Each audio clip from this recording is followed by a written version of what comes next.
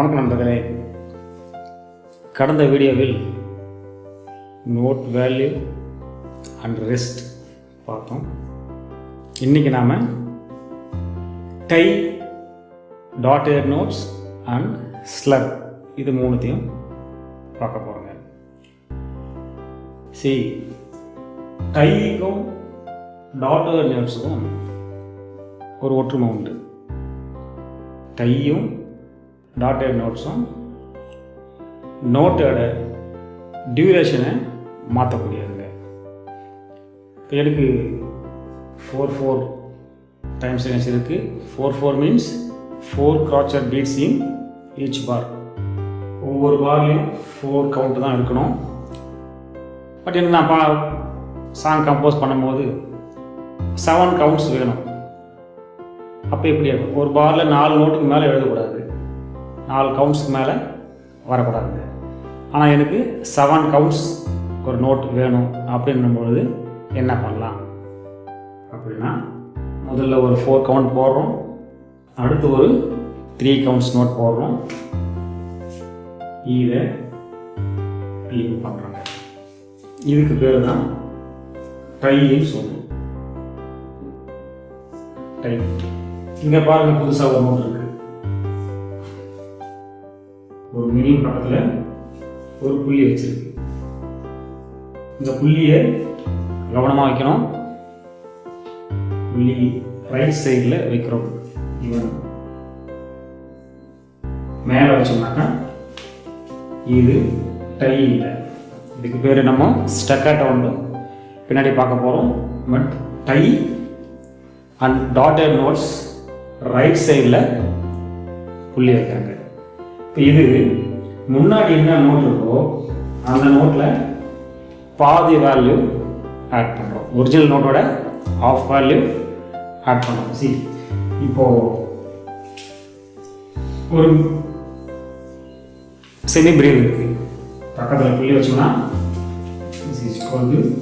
Semi brave plus mini. ஒரு semi brave, அதில் பாதி வேல்யூ ஆட் பண்ணால் 6 கவுண்ட்ஸ் வந்துடுங்க. அடுத்து மினிமம் போடுறோம். மினிமம் பக்கத்தில் ஒரு புள்ளி வச்சோம்னா ஒரு மினிமம், அதில் பாதி வேல்யூ ஆட் பண்ணணும். அப்போது 3 கவுண்ட்ஸ். டையும் நோட்டோட லென்த்தை இன்க்ரீஸ் பண்ணும், டாட்டும் நோட்டோட லென்த்தை டியூரேஷனை சேஞ்ச் பண்ணும். இது 4 + 3 7 கவுண்ட்ஸ். நான் எதிர்பார்த்த 7 கவுண்ட் வந்துருச்சுங்க. ஓகே, அடுத்து ஸ்லர். ஸ்லர்ங்கிறது என்னன்னாக்கா ஆர்டிகுலேஷன் மார்க்னு சொல்லுவாங்க. ஒரு குறிப்பிட்ட நோட்டை மட்டும் சேஞ்ச் பண்ணி பிச்சோட சம்மந்தப்பட்டது. டை நோட் வேல்யூ டியூரேஷன் அடிச்ச சம்மந்தப்பட்டது. Slur smooth, play the mark note ஸ்மூத்லின்னு சொல்லுவாங்க. அந்த குறிப்பிட்ட நோட்டை மட்டும் ஸ்மூத்தாக ப்ளே பண்ணுறதுக்காக யூஸ் பண்ணுவோம். அதுவும் ஒரு கர்வ் மாதிரி தான் போடுவோம்.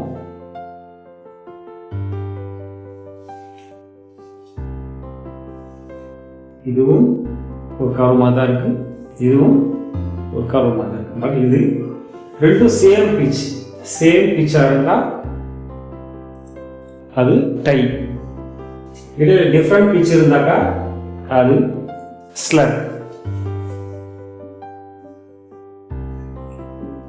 இதில் ஒரு மாணவர் ரொம்ப தெளிவாக கேட்டாருங்க, சேம் பிச்சாக இருந்தால் டைன்னு சொன்னீங்க, இதுவும் ரெண்டும் சேம் பிச்சை தான் இருக்குது, ஆனால் ஸ்லர்ன்னு சொல்கிறோமே அப்படின்னு. இடையில வேற நோட் ஏதாவது வந்துருச்சுனாக்கா இது ஸ்லர். அடுத்தடுத்த நோட் வந்து போட்டிருந்தோம்னாக்கா இது டை. இடையில இது சி இருக்கு, அடுத்து டி வந்துருச்சு, அதுக்கப்புறம் ஒரு சி வந்து போட்டிருந்தாலும் அது ஸ்லர் தான். சேம் பிச்சா இருந்தாலும் இடையில வேற நோட் இருக்கிறதுனால இது ஸ்லர். இது ரெண்டுமே சேம் பிச், அடுத்த நோட் வர்றதுனால இது டை. டையும் டாட்டட் நோட்ஸும் நோட்டோட டியூரேஷனை சேஞ்ச் பண்ணும். நன்றி.